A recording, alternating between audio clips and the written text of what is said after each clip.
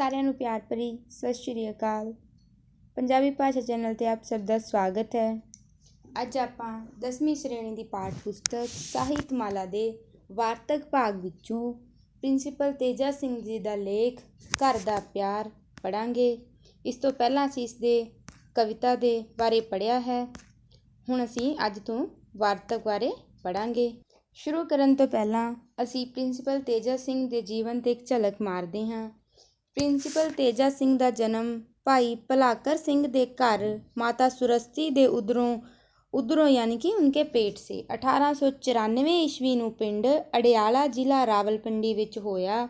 ਮੁੱਢਲੀ ਵਿੱਦਿਆ ਪਿੰਡ ਪੜ੍ਹ ਕੇ ਰਾਵਲਪਿੰਡੀ ਆ ਗਏ ਅਤੇ ਮਿਡਲ ਵਿੱਚੋਂ ਅੱਵਲ ਰਹਿ ਕੇ ਵਜ਼ੀਫਾ ਹਾਸਲ ਕੀਤਾ। 1910 ਵਿੱਚ ਖਾਲਸਾ ਕਾਲਜ ਸਕੂਲ ਅੰਮ੍ਰਿਤਸਰ ਤੋਂ ਮੈਟ੍ਰਿਕ ਪਾਸ ਕੀਤੀ। 1914 ਵਿੱਚ BA ਅਤੇ 1917 ਵਿੱਚ ਅੰਗਰੇਜ਼ੀ ਦੀ MA ਕੀਤੀ। ਖਾਲਸਾ ਕਾਲਜ ਅੰਮ੍ਰਿਤਸਰ ਵਿੱਚ ਅੰਗਰੇਜ਼ੀ ਇਤਿਹਾਸ ਅਤੇ ਧਰਮ ਵਿੱਦਿਆ ਦੇ ਪ੍ਰੋਫੈਸਰ ਰਹੇ। ਦਸੰਬਰ 1945 ਵਿੱਚ ਖਾਲਸਾ ਕਾਲਜ ਬੰਬਈ ਦੇ ਪ੍ਰਿੰਸੀਪਲ ਬਣ ਕੇ ਚਲੇ ਗਏ। ਫਿਰ ਪੰਜਾਬ ਯੂਨੀਵਰਸਿਟੀ ਦੇ ਜ਼ੋਰ ਦੇਣ 'ਤੇ 1948 ਵਿੱਚ ਸਕੱਤਰ ਪਬਲੀਕੇਸ਼ਨ ਬਿਊਰੋ ਆਉਣ ਲੱਗੇ। 1949 ਵਿੱਚ ਆਪ ਨੂੰ ਮਹਿੰਦਰਾ ਕਾਲਜ ਪਟਿਆਲਾ ਦੇ ਪ੍ਰਿੰਸੀਪਲ ਲਾਇਆ ਗਿਆ। ਪ੍ਰਿੰਸੀਪਲ ਤੇਜਾ ਨੇ ਪੰਜਾਬੀ ਸਾਹਿਤ ਅਤੇ ਬੋਲੀ ਦੀ ਨਿੱਘਰ ਸੇਵਾ ਕੀਤੀ। ਆਪ ਦੀਆਂ ਸਾਹਿਤਕ ਘਾਲਾਂ ਦੀ ਪ੍ਰਸ਼ੰਸਾ ਵਜੋਂ 1951 ਵਿੱਚ ਪੈਪਸੂ ਸਰਕਾਰ ਨੇ ਸਨਮਾਨਿਆ ਅਤੇ ਮਾਰਚ 1956 ਵਿੱਚ ਅਭਿਨੰਦਨ ਗ੍ਰੰਥ ਵੀ ਭੇਟ ਕੀਤਾ।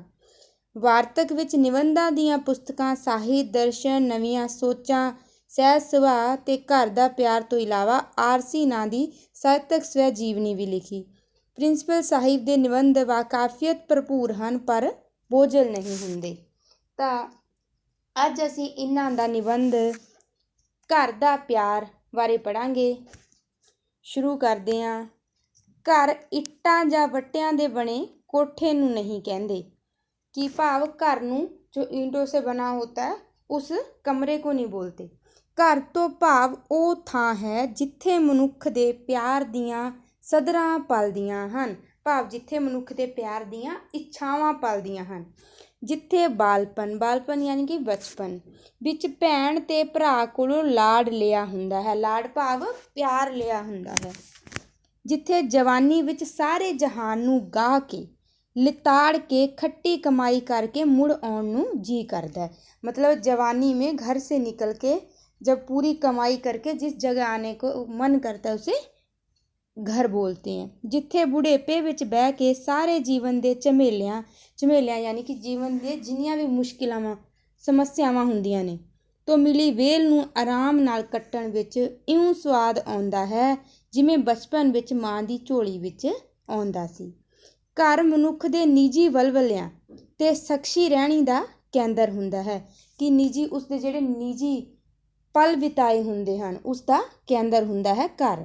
ਉਸ ਦੇ ਆਚਰਣ ਬਣਾਉਣ ਵਿੱਚ ਜਿੱਥੇ ਸਮਾਜਿਕ ਅਤੇ ਮੁਲਕੀ ਆਲੇ ਦੁਆਲੇ ਦਾ ਮੁਲਕੀ ਯਾਨੀ ਕਿ ਪੂਰੇ ਵਿਸ਼ਵ ਕੇ ਅਸਰ ਕੰਮ ਕਰਦਾ ਹੈ ਉੱਥੇ ਘਰ ਦੀ ਚਾਰ ਦੀਵਾਰੀ ਅਤੇ ਇਸ ਦੇ ਅੰਦਰ ਦੇ ਹਾਲਾਤ ਦਾ ਵੀ ਅਸਰ ਘੱਟ ਕੰਮ ਨਹੀਂ ਕਰਦਾ। ਸਗੋਂ ਮਨੁੱਖ ਦਾ ਆਚਰਣ ਬਣਦਾ ਹੀ ਘਰ ਵਿੱਚ ਹੈ। ਇਹ ਉਸ ਦੀਆਂ रुचियाँ ਅਤੇ ਸੁਭਾਅ ਦਾ ਸਾਂਚਾ है। मतलब जो मनुष्य का जो उसका व्यवहार होता है जो उसका स्वभाव होता है जो उसकी रुचियाँ होती है वो कहाँ से बनती है? घर से। कई बारी जब मैं किसी सज्जन ਨੂੰ ਕੁਝ ਸੜੀਅਲ ਜਾਂ ਖਿੱਜੂ ਸੁਭਾਅ ਵਾਲਾ ਦੇਖਦਾ ਹਾਂ ਤਾਂ ਮੇਰਾ ਦਿਲ ਵਿੱਚ ਕਹਿੰਦਾ ਹਾਂ ਕਿ ਇਸ ਵਿਚਾਰੇ ਨੂੰ ਘਰ ਦਾ ਪਿਆਰ ਨਹੀਂ ਮਿਲਿਆ ਹੋਇਆ। ਇੱਕ ਮੇਰੇ ਜਾਣਕਾਰ ਬਿਰਧ ਬੀਬੀ ਜੀ ਹਨ ਜੋ ਨੇਕੀ ਅਤੇ ਉਪਕਾਰ ਦੀ ਪੁਤਲੀ ਹਨ। सवेरे शाम बिना नागा मतलब बिना किसी चीज़ को भी उसको छोड़े हुए हर रोज़ किसी काम को करना रेगुलर नितनेम करते गुरुद्वारे की परिक्रमा करते हैं। किसी के दुख ਨੂੰ देख के कदी जर नहीं सकते। ਬਲਬਲਾ ਉਹਨਾਂ ਦਾ ਇੰਨਾ ਕੋਮਲ ਅਤੇ ਪਵਿੱਤਰ ਹੈ ਕਿ ਚੱਪੇ ਚੱਪੇ 'ਤੇ ਹਮਦਰਦੀ ਨਾਲ ਫਿਸ ਪੈਂਦੇ ਹਨ। ਬੱਚਿਆਂ ਨੂੰ ਵੇਖ ਕੇ ਤਾਂ ਬੱਚੇ ਹੀ ਬਣ ਜਾਂਦੇ ਹਨ। मतलब वो बहुत अच्छी हैं। जो उनका हृदय है वो भी लोगों को दुखी नहीं देख सकता और हर किसी की मदद करती हैं, गुरुद्वारे जाती हैं, पाठ करती हैं। पर सुभाव मतलब उनका जो स्वभाव है पर स्वभाव उन्हों का बहुत खरवा है। खरवा मतलब बहुत कड़वा है, बहुत गुस्से वाला है। ਨਿੱਕੀ ਨਿੱਕੀ ਗੱਲ ਤੋਂ ਖਿਝ ਪੈਂਦੇ ਹਨ ਅਤੇ गुस्से ਵਿੱਚ आ के आपे तो बाहर हो जाते हैं। मतलब वैसे तो बहुत अच्छे हैं, पर जो उनका स्वभाव है वो कैसा है, वो जल्दी ही किसी बात का गुस्सा कर लेते हैं, खिजने लगते हैं और गुस्से में आपे से बाहर हो जाते हैं। उस हालत ਵਿੱਚ ਉਹਨਾਂ ਨੂੰ ਦੇਖੋ ਤਾਂ ਮਾਲੂਮ ਹੁੰਦਾ ਹੈ ਕਿ ਉਹਨਾਂ ਦੇ ਦਿਲ ਵਿੱਚ ਕੋਈ ਤਰਸ ਨਹੀਂ, ਕੋਈ ਪਿਆਰ ਨਹੀਂ, ਪਰ ਹੁੰਦੇ ਉਸ ਵਕਤ ਵੀ ਉਨੇ ਹੀ ਨਰਮ ਤੇ ਕੋਮਲ ਹਨ। केवल यही कोमलता ते नरमी गुस्से दे पर्दे हेठ छुपी हुंदी है। मतलब गुस्सा उनके इन गुणों को छुपा देता है। इस गुस्से दे झल भुने दा कारण उन्हां दे जिंदगी दा पिछा फोलण तो ये मालूम हुंदा है कि उन्हां नूं घर दा प्यार नहीं मिलिया। पति जवानी विच ही साथ छड्ड गया अते झोल पुत्रां धीआं तो खाली रही। मतलब झोल मतलब उसकी झोली, मतलब उसके पुत्र बच्चे नहीं थे। किसी ने निक्कियां निक्कियां बाहां गल विच पा के नहीं आख्या वे जियो मैं किड्डा सोहना वा। मतलब उसे अपने बच्चों का प्यार नहीं मिला, अपने पति को भी उसने खो दिया। मैं कई वड्डे वड्डे कथकड़ मतलब कथा करन वाले वेखे हन जो बाहर पंडालां विच कथा करदियां जां वख्यान दिंदियां लोकां नूं अपनी सियाणप ते विद्या दे चमत्कार दस के हैरान कर दिंदे हन। पर जे कोई दुखिया ਜਾਂ ਲੋੜਵੰਦ ਉਹਨਾਂ ਦੇ ਦਰ 'ਤੇ ਜਾ ਖੜੋਵੇ ਤਾਂ 4-4 घंटे शायद मुलाकात ਲਈ उड़ीकना पवे। मतलब बड़े बड़े पंडालों में जाके तो वो कथा करते हैं, लोगों को ज्ञान देते हैं, पर जब कोई उनसे लोड़वंद या दुखिया जब ज़रूरतमंद उनसे मिलने के लिए जाता है तो वो 4-4 घंटे उसे टाइम नहीं देते, उसे लाइन में लगा के रखते हैं, इंतज़ार करता वो खड़ा रहता है। ਅਤੇ ਜੇ ਮਿਲਣ ਵੀ ਤਾਂ ਉਹਨਾਂ ਦਾ ਦਿਲ ਹਮਦਰਦੀ ਨਾਲ ਨਹੀਂ ਪੰਗਰਦਾ। ਅੱਖਾਂ ਨਮਰੂਦ ਦੀ ਕਬਰ ਵਾਂਗ ਸਦਾ ਸੁੱਕੀਆਂ ਹੀ ਰਹਿੰਦੀਆਂ ਹਨ। नमरूद है होता है कि जो एक नमरूद कुछ ऐसा बंदा था जो अपने आप को भगवान समझने लगा था।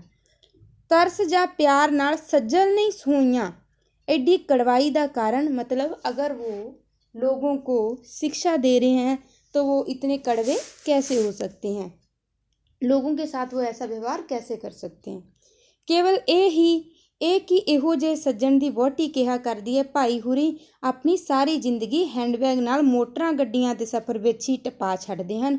ਉਹਨਾਂ ਵਿੱਚ ਘਰ ਦਾ ਪਿਆਰ ਨਹੀਂ ਹੁੰਦਾ, ਇਸ ਲਈ ਉਹਨਾਂ ਦੀ ਜ਼ਿੰਦਗੀ ਰਸ ਤੋਂ ਖਾਲੀ ਕੋਰੀ जही हुंदी है। मतलब इसमें बताया गया है कि ऐसे लोगों को शिक्षा देने के लिए, लोगों को ज्ञान बांटने के लिए इधर से उधर घूमते रहते हैं, जिसमें वो अपनी पत्नी के साथ, अपने बच्चों के साथ बिल्कुल भी टाइम स्पेंड नहीं करते हैं, जिसमें उनको जो जीवन को जीने के जो गुण होते हैं वो उनमें नहीं आते। ਇਹੋ ਜਿਹੇ ਉਪਦੇਸ਼ਕ ਤੇ ਲਿਖਾਰੀ ਵੱਡੇ ਵੱਡੇ ਗੁਰੂਆਂ ਤੇ ਪੈਗੰਬਰਾਂ ਦੇ ਜੀਵਨ ਵੀ ਆਪਣੇ ਨਮੂਨੇ ਉੱਤੇ ਢਾਲਦੇ ਹੋਏ ਉਹਨਾਂ ਨੂੰ ਮਹਾਂਪੁਰਖਾਂ ਨੂੰ ਵੀ ਆਪਣੇ ਜਿਹੇ ਕੋਰੇ ਘਰੋਗੀ ਪਿਆਰ ਤੋਂ ਸੱਖਣੇ ਬਣਾ ਕੇ ਦੱਸਦੇ ਹਨ। ਗੁਰੂ ਨਾਨਕ ਸਾਹਿਬ ਦਾ ਜੀਵਨ ਇਉਂ ਦੱਸਦੇ ਹਨ ਕਿ ਜਿਵੇਂ ਉਹ ਕਦੀ ਤੋਤਲੀਆਂ ਗੱਲਾਂ ਕਰਨ ਵਾਲੇ ਬਚਪਨ ਵਿੱਚੋਂ ਲੰਘੇ ਹੀ ਨਹੀਂ ਸਨ।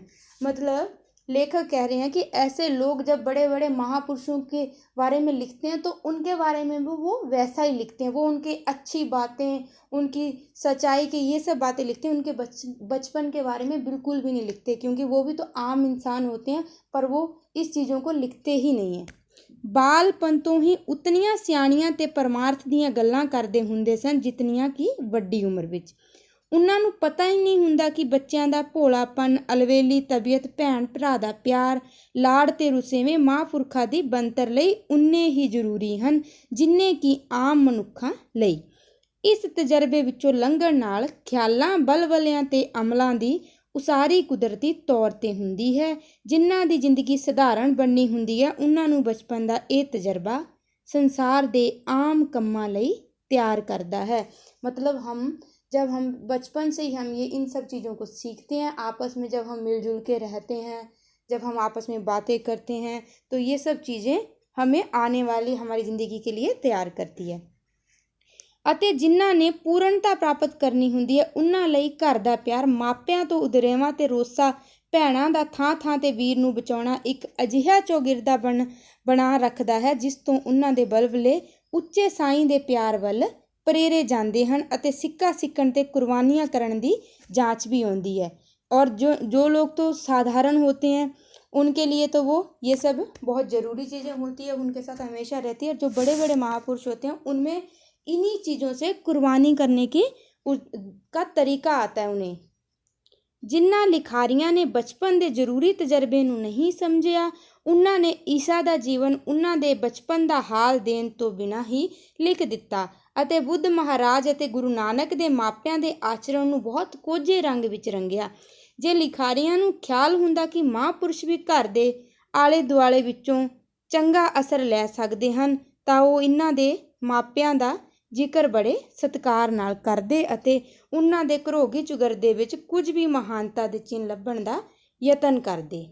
ਮੈਨੂੰ ਤਾਂ ਗੁਰੂ ਨਾਨਕ ਦੇਵ ਜੀ ਦੀ ਜਨਮ ਸਾਖੀ ਵਿੱਚੋਂ ਵਧੇਕ ਤੋਂ ਵਧੇਕ ਦਰਦਨਾਕ ਤੇ ਰੋਮਾਂਚ ਕਰ ਦੇਣ ਵਾਲਾ ਨਜ਼ਾਰਾ ਉਹ ਲੱਭਦਾ ਹੈ ਜਿਸ ਵਿੱਚ ਗੁਰੂ ਜੀ ਪਰਦੇਸ਼ ਯਾਤਰਾ ਕਰਕੇ ਘਰ ਨੂੰ ਪਰਤਦੇ ਹਨ, ਪਰ ਦਿਲ ਨੂੰ ਕਰੜਾ ਕਰਕੇ ਆਪ ਬਾਹਰ ਖੂਹ 'ਤੇ ਬਹਿ ਜਾਂਦੇ ਹਨ ਅਤੇ ਭਾਈ ਮਰਦਾਨੇ ਨੂੰ ਆਪਣੇ ਘਰ ਵਾਲਿਆਂ ਦੀ ਖਬਰ ਸੁਰਤ ਲੈਣ ਲਈ ਪਿੰਡ ਭੇਜਦੇ ਹਨ।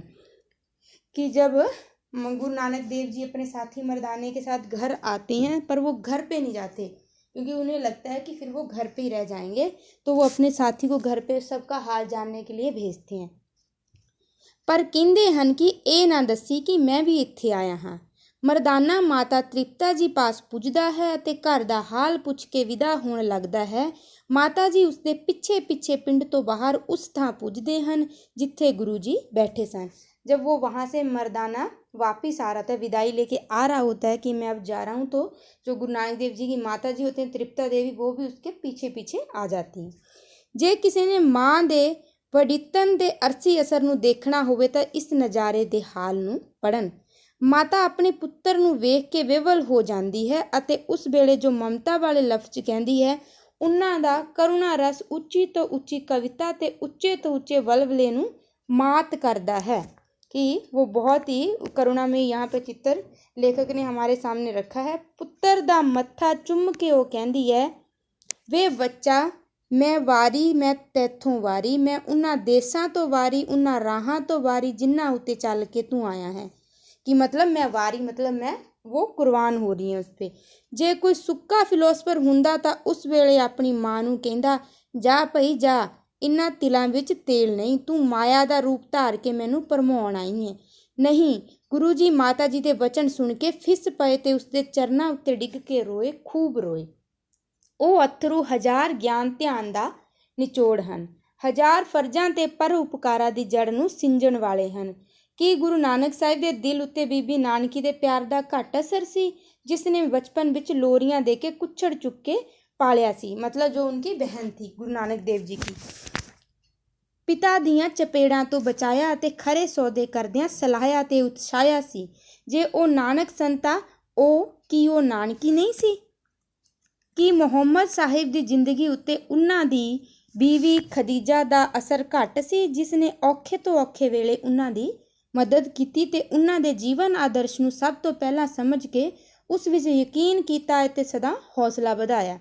जद हजरत मुहम्मद नूं रब बोलों बाणी उतरदी सी तां वो थक के इन्ने निसल मतलब वो कमज़ोर हो जाते थे हो जाते सन कि उन्हां नूं आराम दे के मुड़ असली हालात ते लियाउण वाली खदीजा ही सी, जो उन्हां दा सिर अपने पट्टां उत्ते रख के सब थकेवें दूर कर दिंदी थी। मतलब उन्हें हौसला देती थी, फिर से उन्हें तैयार करती थी। जे कार्लाइल अपनी तीवी नूं प्यार करदा तां ਉਹ ਇੰਨਾ ਕ੍ਰਿਜੂ ਉੱਤੇ ਸੜੂ ਨਾ ਹੁੰਦਾ, ਮਤਲਬ ਇਤਨਾ ਕਰੋਧੀ ਨਾ ਹੁੰਦਾ। ਉਹ ਆਪਣੇ ਕਮਰੇ ਵਿੱਚ ਪੜ੍ਹਦਾ ਜਾਂ ਲਿਖਦਾ ਰਹਿੰਦਾ ਸੀ ਅਤੇ ਉਸ ਦੀ ਵਹੁਟੀ ਯਾਨੀ ਕਿ ਉਸकी ਬੀਵੀ ਵੱਖ ਬਰਾਂਡੇ ਵਿੱਚ ਬੈਠੀ ਆਏ ਗਏ ਨੂੰ ਤਰਾਂਦੀ ਰਹਿੰਦੀ। ਜਦ ਕਦੀ ਉਹ ਹੀਆ ਕਰਕੇ ਮਤਲਬ ਥੋੜਾ ਹੌਸਲਾ ਕਰਕੇ ਉਸ ਦੇ ਕਮਰੇ ਦਾ ਬੂਹਾ ਯਾਨੀ ਕਿ ਦਰਵਾਜ਼ਾ खोल के अंदर झाकदी तां ਉਹ खिज के खाण ਨੂੰ ਪੈਂਦਾ, मतलब बहुत ही गुस्से से बोलता ਅਤੇ ਉਸਨੂੰ ਤਰਾ ਕੇ ਬਾਹਰ ਕੱਢ ਦਿੰਦਾ, बहुत गुस्से से बोल के उसको बाहर निकाल देता। ਉਸ ਦਾ ਸਾਰੇ ਸੰਸਾਰ ਨੂੰ ਚੁੱਪ ਤੇ ਮਜਮੂਨ ਉਤੇ ਅਮੁਕ ਸਿੱਖਿਆ ਦੇਣ ਦਾ ਕੀ ਲਾਭ कि वो पूरे विश्व को जो लिखते रहते थे सबको शिक्षा देते थे। और यहाँ पे बोला गया था जब वो अपने घर वाली को अपनी पत्नी को वो इज्जत नहीं देते, उससे बात नहीं करते, तो इस सब चीज़ों का कोई फ़ायदा नहीं है। ਉਸ ਦੀ ਆਪਣੀ ਕਲਮ ਚੁੱਪ ਨਹੀਂ ਕਰਦੀ ਅਤੇ ਧਾਰ ਐਵੇਂ ਕਨਾਈ ਦੀ ਕੈਂਚੀ ਵਾਕਰ ਲੁੱਤਰ ਕਰਦੀ ਰਹਿੰਦੀ ਹੈ। ਉਸ ਦੀ ਲੰਮੇ ਲੇਖ ਲਿਖ ਕੇ ਲੋਕਾਂ ਨੂੰ ਚਾਬਕ ਵਰਗੀ ਤਾੜਨਾ ਕਰਨ ਦਾ ਕੀ ਲਾਭ ਜੇ ਉਹ ਆਪ ਇੱਕ ਘਰ ਦੀ ਸੁਆਣੀ ਨੂੰ ਆਰਾਮ ਨਾ ਦੇ ਸਕੇ। ਅੱਜ ਕੱਲ੍ਹ ਬਹੁਤ ਸਾਰੀ ਦੁਰਾਚਾਰੀ ਦਾ ਕਾਰਨ ਘਰੋਗੀ वस्तुओं का घाटा ਅਤੇ बाजारी रहनी वहनी का वाधा है। मतलब आजकल जो घर का जीवन है उसे लोग छोड़ के बाहर की तरफ बाजारी यानी कि होटलों की तरफ या आपस में मस्ती करने की तरफ बढ़ रहे हैं। ਲੋਕੀ ਘਰ ਦੇ ਸਦਾਚਾਰੀ ਅਸਰ ਨੂੰ ਨਾ ਜਾਣਦੇ ਹੋਏ ਬਾਲ ਬੱਚੇ ਤੇ ਤੀਵੀਂ ਨਾਲ ਜੀਵਨ ਬਿਤਾਉਣ ਦੀ ਥਾਂ ਕਲੱਬਾਂ ਤੇ ਹੋਟਲਾਂ ਦੀ ਜ਼ਿੰਦਗੀ ਰਹਿਣੀ ਨੂੰ ਵਧੇਰੇ ਪਸੰਦ ਕਰਦੇ ਹਨ। ਇਸ ਦਾ ਸਿੱਟਾ ਯਾਨੀ ਕਿ ਨਤੀਜਾ, ਇਸ ਦਾ ਸਿੱਟਾ ਇਹ ਨਿਕਲ ਰਿਹਾ ਹੈ ਕਿ ਲੋਕਾਂ ਵਿੱਚੋਂ ਉਹ ਘਰੋਗੀ ਜ਼ਿੰਮੇਵਾਰੀ, ਉਹ ਬਿਰਾਦਰੀ ਵਾਲੀ ਸ਼ਰਾਫਤ ਅਤੇ ਉਹ ਮਿੱਠਤ ਤੇ ਨਿਮਰਤਾ ਵਾਲੇ ਗੁਣ ਘਟ ਰਹੇ ਹਨ ਜੋ ਕੇਵਲ ਘਰੋਗੀ यानी कि जो घर का जीवन होता है गृहस्थी आचरण तो ही उपजते हैं। इस्त्री ते बच्चों ਵਿੱਚ केवल इतनी दिलचस्पी दसी जाती है जितनी कि उन्होंने घर तो बाहर लोगों के सामने शूके बने बन के विखाण योगा बना देवे। ये बहुत घट वेख्या जाता है कि घर का मालक अपने घर के बंदियां लई कोई दिमागी सदाचारक ਜਾਂ ਆਤਮਕ ਉન્નਤੀ वाले साधन इकट्ठे करता होवे ਜਾਂ ਖੇਡਾਂ ਪੁਸਤਕਾਂ ਸਵਾਦੀ ਤਮਾਸ਼ੇ ਜਾਂ ਧਾਰਮਿਕ ਸਿੱਖਿਆ ਦੇ ਸਨਮਾਨ ਵਧਾਉਣ ਦਾ ਯਤਨ ਕਰਦਾ ਹੋਵੇ। ਮੁੰਡਿਆਂ ਅਤੇ ਵਿਦਿਆਰਥੀਆਂ ਬਾਬਤ ਵੀ ਸ਼ਿਕਾਇਤ ਕੀਤੀ ਜਾਂਦੀ ਹੈ ਕਿ ਉਹ ਸਮਾਜਿਕ ਵਰਤੋਂ ਵਿੱਚ ਕੋਰੇ ਜਿਹੇ ਗੈਰ ਜ਼ਿੰਮੇਵਾਰ ਅਤੇ ਕੋਈ ਸਦਾਚਾਰ ਦੀਆਂ ਹੱਦਾਂ ਟੱਪ ਜਾਣ ਵਾਲੇ ਹੋ ਜਾਂਦੇ ਹਨ। ਇਸ ਦਾ ਕਾਰਨ ਵੀ ਘਰਾਂ ਨੂੰ ਛੱਡ ਕੇ ਬੋਰਡਿੰਗ ਦੀ ਰਹਿਣੀ ਵਹਿਣੀ ਹੈ। ਜਿਹੜਾ ਮੁੰਡਾ ਬਚਪਨ ਤੋਂ ਲੈ ਕੇ ਉਮਰ ਦਾ ਚੌਖਾ ਮਤਲਬ ਕਿ ਬਹੁਤ ਸਾਰਾ ਹਿੱਸਾ ਮਾਂ ਭੈਣ ਤੇ ਗੁਆਂਢੀਆਂ ਤੋਂ ਵੱਖਰਾ ਰਹਿ ਕੇ ਬੋਰਡਿੰਗ ਵਿੱਚ ਕੱਟਦਾ ਹੈ ਯਾਨੀ ਕਿ ਬੋਰਡਿੰਗ ਸਕੂਲ, ਉਸ ਵਿੱਚ ਘਰੋਗੀ ਗੁਣ, ਲੱਜਾ, ਹਮਦਰਦੀ, ਬਰਾਦਰੀ ਦਾ ਸਨਮਾਨ ਆਦਿ ਨਹੀਂ ਪੈਦਾ ਹੁੰਦੇ। ਚਾਚੀ ਮਰ ਜਾਏ ਤਾਂ ਮੁੰਡੇ ਨੂੰ ਆਪਣੇ ਚਾਚੇ ਪਾਸ ਜਾ ਕੇ परचावनी ਕਰਨ ਦੀ जांच नहीं आती। मतलब वहाँ के वो दुख व्यक्त करने के जाता है, वो भी उसको व्यक्त करना नहीं आता। माँ ਨੂੰ ਨਾਲ ਜਾ ਕਹਿਣਾ ਪੈਂਦਾ ਹੈ ਕਾਕਾ ਚਾਚੀ ਲਈ ਅਫਸੋਸ ਕਰਨ, मतलब उसे अफसोस करना भी नहीं आता। ਅਸਲੀ ਧਾਰਮਿਕ ਜੀਵਨ ਦੀ ਨੀਂਹ ਘਰ ਦੀ ਰਹਿਣੀ ਵਹਿਣੀ ਵਿੱਚ ਰੱਖੀ ਜਾ ਸਕਦੀ ਹੈ, ਪਰ ਲੋਕਾਂ ਦੀ ਰੁਚੀ ਘਰਾਂ ਵੱਲ ਘੱਟ ਹੋਣ ਕਰਕੇ ਧਾਰਮਿਕ ਰਹਿਣੀ ਵੀ ਇੱਕ ਲੋਕਚਾਰਾ ਬਣ ਗਈ ਹੈ। ਧਰਮ ਲੋਕਾਂ ਵਿੱਚੋਂ ਘਰਾਂ ਵਿੱਚੋਂ ਨਿਕਲ ਕੇ ਬਾਜ਼ਾਰਾਂ ਵਿੱਚ ਆ ਗਿਆ ਹੈ। ਲੋਕੀ ਧਰਮ ਦੀ ਕਮਾਈ ਬਸ ਇਸ ਨੂੰ ਸਮਝੀ ਬੈਠੇ ਹਨ ਕਿ ਦਿਨ ਦਿਹਾੜ ਨੂੰ ਕਿਸੇ ਦੀਵਾਨ ਵਿੱਚ ਹਾਜ਼ਰ ਹੋ ਕੇ ਪਾਠ, ਲੈਕਚਰ ਜਾਂ ਅਰਦਾਸ ਨੂੰ ਸੁਣ ਛੱਡਣ। ਘਰ ਵਿੱਚ ਇਸਤਰੀ ਬੱਚਿਆਂ ਨਾਲ ਰਲ ਕੇ ਪਾਠ ਕਰਨਾ ਜਾਂ ਅਰਦਾਸ ਕਰਨੀ ਬਹੁਤ ਘੱਟ ਦੇਖੀ ਜਾਂਦੀ ਹੈ, ਪਰ ਅਸਲ ਵਿੱਚ ਧਾਰਮਿਕ ਰੁਚੀ ਕੇਵਲ ਉਸੇ ਆਦਮੀ ਦੇ ਅੰਦਰ ਪੈਦਾ ਹੋ ਸਕਦੀ ਹੈ ਜੋ ਘਰ ਵਾਲਿਆਂ ਨਾਲ ਰਲ ਕੇ ਕੋਈ ਧਾਰਮਿਕ ਸੰਸਕਾਰ ਕਰਦਾ ਹੈ ਜਾਂ ਆਪਣੇ ਰੱਬ ਨੂੰ याद करता है। मतलब अगर आप किसी दीवान को सुन लेते हो तो उसका मतलब नहीं है कि तुसी धार्मिक हो। धार्मिक रुचि ये है कि तुसी घर दे विच सारे जीआं नाल बैठ के पाठ करो, रब दा नाम लो। ਜਿਹੜੇ ਲੋਕੀ ਘਰੋਗੀ ਜੀਵਨ ਛੱਡ ਕੇ ਸਾਧ ਸੰਤ ਬਣ ਕੇ ਧਰਮ ਕਮਾਉਣਾ ਚਾਹੁੰਦੇ ਹਨ ਉਹਨਾਂ ਲਈ ਉਤਨਾ ਹੀ ਔਖਾ ਹੈ ਜਿਤਨਾ ਕਿ ਉਸ ਕਿਸਾਨ ਲਈ ਜੋ ਜ਼ਮੀਨ ਨੂੰ ਛੱਡ ਕੇ ਹਵਾ ਵਿੱਚ ਬੀਜ ਬੀਜਣਾ चाहे। कि मतलब जो लोग बोलते हैं कि वो साधु संत बन जाएंगे अपने गृहस्थी जीवन को त्याग के, तो ये उनके लिए उन्होंने एक एग्जाम्पल दिया है कि उनके लिए इतना ही कठिन है जितना कि एक किसान मिट्टी को छोड़ के हवा में फसल उगाने की सोचे। ਵੱਡੇ ਵੱਡੇ ਮਹਾਂਪੁਰਖ ਅਖਵਾਉਣ ਵਾਲੇ ਜੇ ਗ੍ਰਹਿਸਤ ਤੋਂ ਕੰਨੀ ਕਤਰਾਉਂਦੇ ਸਨ, ਧਾਰਮਿਕ ਜਾਂ ਇਖਲਾਕੀ ਔਂਕੜ ਪੈਣ ਤੇ ਝੱਟ ਡਿੱਗ ਜਾਂਦੇ ਸਨ। ਕਈ ਤਾਂ ਇਸੇ ਡਰ ਤੋਂ ਹੀ ਕਿਧਰੇ ਮਾਇਆ ਵਿੱਚ ਨਾ ਫਸ ਜਾਈਏ ਜੰਮਦਿਆਂ ਹੀ ਕਰਮੰਡਲ ਚੁੱਕ ਕੇ ਬਨਵਾਸ ਕਰਨ ਚਲੇ ਜਾਂਦੇ ਸਨ। ਅੰਤ ਇਹੋ ਜਿਹੀਆਂ ਨੂੰ ਵੀ ਠੀਕ ਰਸਤਾ ਲੱਭਦਾ ਸੀ ਤਾਂ ਗ੍ਰਹਿਸਤੀ ਰਾਜੇ ਜਨਕ ਵਰਗਿਆਂ ਤੋਂ।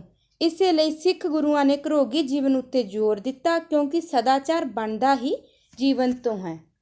ਜਿਸ ਨੇ ਕਿਸੇ ਬਿਹਾਰ ਵਿੱਚ ਪੈ ਕੇ ਨਿਤ ਬੱਧ ਦਿਆਨਤੀ ਦਾ ਟਾਕਰਾ ਨਹੀਂ ਕੀਤਾ, ਉਸਨੇ ਦਿਆਨਤਦਾਰ ਦੇ ਗੁਣ ਨੂੰ ਕਿਵੇਂ ਸਿੱਖਣਾ ਹੋਇਆ। ਇਸੇ ਤਰ੍ਹਾਂ ਜਿਸ ਨੇ ਪਿਤਾ, ਮਾਤਾ, ਭਰਾ, ਭੈਣ, ਪੁੱਤਰ, ਧੀ ਬਣ ਕੇ ਇਹਨਾਂ ਔਂਕੜਾਂ ਯਾਨੀ ਕਿ ਔਂਕੜਾਂ ਦਾ ਮੁਕਾਬਲਾ ਨਹੀਂ ਕੀਤਾ, ਉਸ ਨੂੰ ਇਹਨਾਂ ਸੰਬੰਧਾਂ ਵਿੱਚੋਂ ਪੈਦਾ ਹੋਏ ਗੁਣ, ਪਿਤਾਪੁਣਾ ਆਦਿ ਕਿਵੇਂ ਆ ਸਕਦੇ ਹਨ। ਪਿਆਰ, ਹਮਦਰਦੀ, ਕੁਰਬਾਨੀ, ਸੇਵਾ ਆਦਿ ਗੁਣ ਕਦੇ ਵੀ ਨਹੀਂ ਸਿੱਖੇ ਜਾ ਸਕਦੇ ਜਦ ਤੱਕ ਕਿ ਮਨੁੱਖ ਘਰ ਦੇ ਸੰਬੰਧੀਆਂ ਨਾਲ ਪਿਆਰ, ਉਹਨਾਂ ਦੀ ਸੰਭਾਲ ਲਈ ਉਦਮ ਤੇ ਲਿਆਕਤ ਨਾ ਪੈਦਾ ਕਰੇ। ਘਰ ਦੇ ਪਿਆਰ ਤੋਂ ਸਮਾਜ ਅਤੇ ਦੇਸ਼ ਪਿਆਰ ਪੈਦਾ ਹੁੰਦਾ ਹੈ। ਕੇਵਲ ਉਹੀ ਲੋਕ ਆਪਣੇ ਮੁਲਕ ਉੱਤੇ ਹਮਲੇ ਜਾਂ ਅਤਿਆਚਾਰ ਹੁੰਦੇ ਨਹੀਂ ਸਹਾਰ ਸਕਦੇ ਮਤਲਬ ਵੇਖ ਸਕਦੇ। ਜਿਨ੍ਹਾਂ ਦੇ ਘਰਾਂ ਨੂੰ, ਟੱਬਰਾਂ ਨੂੰ, ਟੱਬਰ ਯਾਨੀ ਕਿ ਪਰਿਵਾਰ, ਵਹੁਟੀ ਯਾਨੀ ਕਿ ਪਤਨੀ ਅਤੇ ਬੱਚਿਆਂ ਨੂੰ ਨੁਕਸਾਨ ਹੋਣ ਦਾ ਖਤਰਾ ਹੁੰਦਾ ਹੈ। ਮੈਨੂੰ ਹਿੰਦੁਸਤਾਨ ਉਤਨਾ ਹੀ ਪਿਆਰਾ ਹੈ ਜਿਤਨਾ ਕਿ ਮੇਰੇ ਆਪਣੇ ਪਿੰਡ ਅਡਿਆਲੇ ਪਿੰਡ ਦਾ ਕੱਚਾ ਕੋਠਾ ਅਤੇ ਉਸ ਵਿੱਚ ਵੱਸਦੇ ਬੰਦੇ ਪਿਆਰੇ ਹਨ। ਮੈਨੂੰ ਯਾਦ ਹੈ ਜਦ ਮੈਂ ਰਾਵਲਪਿੰਡੀ ਪੜ੍ਹਦਾ ਹੁੰਦਾ ਸਾਂ ਤਾਂ ਹਰ ਹਫ਼ਤੇ ਐਤਵਾਰ ਕੱਟਣ ਨੂੰ ਆਪਣੇ ਪਿੰਡ ਜਾਂਦਾ ਹੁੰਦਾ ਸਾਂ। ਜਦ ਮੈਂ ਚੀਰਪੜਾ ਤੋਂ ਲੰਘ ਕੇ ਤ੍ਰਿਪਿਆ ਕੋਲ ਪੁੱਜਦਾ ਸਾਂ ਜਿੱਥੇ ਇੱਕ ਟਿੱਬੇ ਦੇ ਓਹਲੇ ਮੇਰਾ ਪਿੰਡ ਵੱਸਦਾ ਦਿਸਦਾ ਸੀ ਤਾਂ ਪਿੰਡ ਦੀ ਪਿਆਰੀ ਝਾਕੀ ਅੱਖਾਂ ਦੇ ਸਾਹਮਣੇ ਆਉਣ 'ਤੇ ਪਹਿਲਾਂ ਮੈਂ ਉਸ ਟਿੱਬੇ ਕੋਲ ਠਹਿਰ ਜਾਂਦਾ ਸਾਂ ਅਤੇ ਦਿਲ ਨੂੰ ਚੰਗੀ ਤਰ੍ਹਾਂ ਤਿਆਰ ਕਰਕੇ ਪਿੰਡ ਝਾਂਕਣ ਦਾ ਹੀਆ ਕਰਦਾ ਸੀ ਮਤਲਬ ਹੌਸਲਾ ਕਰਦਾ ਸਾਂ। ਮੁੜਦੀ ਵੇਰ ਵੀ ਪਿੰਡ ਨੂੰ ਅੱਖਾਂ ਤੋਂ ਓਹਲੇ ਹੋਣ ਤੋਂ ਪਹਿਲਾਂ ਮੁੜ ਦੇਖਦਾ ਸਾਂ। ਕਈ ਵੇਰੀ ਉਸ ਦੇ ਓਹਲੇ ਹੋ ਜਾਣ 'ਤੇ ਮਗਰੋਂ ਕੁਝ ਕਦਮ ਪਿੱਛੇ ਪਰਤ ਕੇ ਮੁੜ ਪਿੰਡ ਨੂੰ ਦੇਖਣ ਜਾਂਦਾ ਸਾਂ। ਪਿੰਡ ਕਿੱਡਾ ਪਿਆਰਾ ਸੀ ਅਤੇ ਉਸ ਵਿੱਚ ਵੱਸਦੇ ਮੇਰੇ ਸੰਬੰਧੀ ਹੋਰ ਵੀ ਪਿਆਰੇ ਸਨ। ਤਾਂ ਇਸ ਦੇ ਵਿੱਚ ਲੇਖਕ ਨੇ ਸਾਨੂੰ ਘਰੋਗੀ ਜੀਵਨ ਉੱਤੇ ਸਾਡੇ ਝਾਤ ਪਵਾਈ ਹੈ ਕਿ ਉਸ ਵਿੱਚ ਰਹਿ ਕੇ ਅਸੀਂ ਬਹੁਤ ਸਾਰੇ ਸਦਾਚਾਰ ਦੀ ਸਿੱਖਿਆ ਸਾਨੂੰ ਮਿਲਦੀ ਹੈ ਅਤੇ ਉਸਨੇ ਆਪਣੇ ਘਰ ਦਾ ਵੀ ਵਰਣਨ ਕੀਤਾ ਹੈ ਕਿ ਜੋ ਇੱਕ ਘਰ ਹੀ ਹੁੰਦਾ ਹੈ ਜੋ ਸਾਡੇ ਵਿੱਚ ਪਿਆਰ, ਮੁਹੱਬਤ ਆਦਿ ਗੁਣਾਂ ਨੂੰ ਧਾਰਨ ਕਰਦਾ ਹੈ। ਹੁਣ ਅਸੀਂ ਇਸ ਦੇ ਸ਼ਬਦਾਂ ਦੇ ਅਰਥ ਪੜ੍ਹਦੇ ਹਾਂ। ਝਮੇਲਿਆਂ, ਝਗੜਿਆਂ, ਬਖੇੜਿਆਂ, ਸ਼ਖਸੀ, ਨਿੱਜੀ, ਜਾਤੀ, ਵਿਅਕਤੀਗਤ, ਬਿੱਲਾ ਨਾਗਾ, ਨਾਗੇ ਤੋਂ ਬਿਨਾਂ, ਹਰ ਰੋਜ਼। ਕਥਕੜ, ਕਥਾ ਕਰਨ ਵਾਲੇ, ਨਮਰੂਦ ਇੱਕ ਕਾਫਰ ਜਿਸਨੇ ਰੱਬ ਹੋਣ ਦਾ ਦਾਅਵਾ ਕੀਤਾ ਸੀ। ਪਰਮਾਰਥ, ਉੱਚ ਮਨੋਰਥ, ਅਲਬੇਲੀ ਤਬੀਅਤ, ਬੇਪਰਵਾਹ ਸੁਭਾਅ ਵਾਲਾ, ਉਦਰੇਵਾਂ, ਉਦਾਸੀ, ਰੋਮਾਂਚ, ਪਿਆਰ, ਬੇਬਲ, ਉਤਾਵਲਾ, ਕਾਲਾ, ਇਖਲਾਕੀ, ਸਦਾਚਾਰਕ ਆਚਰਣ ਨਾਲ ਸੰਬੰਧਿਤ, ਦਿਆਨਤਦਾਰ, ਇਮਾਨਦਾਰ, ਨੇਕ, ਛਾਈਮਾਈ ਹੋ ਜਾਣਾ, ਗਾਇਬ ਹੋ ਜਾਣਾ। ਹੁਣ ਅਸੀਂ ਇਸ 'ਤੇ ਪ੍ਰਸ਼ਨਾਂ ਦੇ ਉੱਤਰ ਕਰਦੇ ਹਾਂ। ਘਰ ਦਾ ਪਿਆਰ ਲੇਖ ਅਨੁਸਾਰ ਘਰ ਤੋਂ ਕੀ ਭਾਵ ਹੈ? ਤਾਂ ਇਸ ਦੇ ਵਿੱਚ ਅਸੀਂ ਪੜ੍ਹਿਆ ਹੈ ਕਿ ਲੇਖਕ ਕਹਿੰਦਾ ਹੈ ਕਿ ਘਰ ਉਹ ਹੁੰਦਾ ਹੈ ਜਿੱਥੇ ਸਭ ਜੀ ਆਪਸ ਵਿੱਚ ਮਿਲ ਜੁਲ ਕੇ ਰਹਿੰਦੇ ਹਨ। ਅਸੀਂ ਆਪਣਾ ਬਚਪਨ ਕੱਟਿਆ ਹੁੰਦਾ ਹੈ ਅਤੇ ਉੱਥੇ ਹੀ ਸਾਡਾ ਬੁਢਾਪਾ ਵੀ ਨਿਕਲਣ ਨੂੰ ਦਿਲ ਕਰਦਾ ਹੈ। ਘਰ ਮਨੁੱਖ ਦੇ ਨਿੱਜੀ ਵਲਵਲਿਆਂ ਅਤੇ ਸ਼ਖਸੀ ਰਹਿਣੀ ਦਾ ਕੇਂਦਰ ਕਿਵੇਂ ਹੁੰਦਾ ਹੈ? ਕਿਉਂਕਿ ਘਰ ਦੇ ਵਿੱਚ ਹੀ ਸਾਨੂੰ ਆਪਸ ਦੇ ਵਿੱਚ ਜੋ ਅਸੀਂ ਮਿਲ ਜੁਲ ਕੇ ਰਹਿੰਦੇ ਹਾਂ ਉਹ ਸਾਨੂੰ ਬਹੁਤ ਕੁਝ ਸਿਖਾਉਂਦਾ, ਉਹ ਸਾਨੂੰ ਜੀਵਨ ਦੀਆਂ ਕਈ ਸਾਰੀਆਂ ਕਠਿਨਾਈਆਂ ਤੋਂ ਜਿੱਤਣ ਦੀ ਤਾਕਤ ਦਿੰਦਾ ਹੈ। ਘਰ ਦਾ ਪਿਆਰ ਲੇਖ ਵਿੱਚ ਲੇਖਕ ਨੇ ਇੱਕ ਬਿਰਧ ਬੀਬੀ ਦਾ ਸੁਭਾਅ ਕਿਹੋ ਜਿਹਾ ਚਿੱਤਰਿਆ ਹੈ? ਤਾਂ ਇਸ ਦੇ ਵਿੱਚ ਲੇਖਕ ਦੱਸਦਾ ਹੈ ਕਿ ਇੱਕ ਬਿਰਧ ਬੀਬੀ ਹੁੰਦੀ ਹੈ ਜੋ ਬਹੁਤ ਹੀ ਨੇਕ ਅਤੇ ਉਪਕਾਰੀ ਹੁੰਦੀ ਹੈ। ਉਹ ਪਰਮਾਤਮਾ ਦਾ ਨਾਮ ਲੈਂਦੀ ਹੈ, ਹਰ ਰੋਜ਼ ਗੁਰਦੁਆਰੇ ਸਾਹਿਬ ਦੀ ਪਰਿਕਰਮਾ ਕਰਦੀ ਹੈ, ਪਰ ਉਸ ਦਾ ਜੋ ਸੁਭਾਅ ਹੁੰਦਾ ਹੈ ਉਹ ਬਹੁਤ ਹੀ ਕਰੋਧੀ ਹੁੰਦਾ ਹੈ। ਉਹ ਬਹੁਤ ਜਲਦੀ ਖਿਝ ਜਾਂਦੀ ਹੈ ਅਤੇ ਆਪਣੇ ਗੁੱਸੇ ਵਿੱਚ ਆ ਕੇ ਆਪੇ ਤੋਂ ਬਾਹਰ ਹੋ ਜਾਂਦੀ ਹੈ।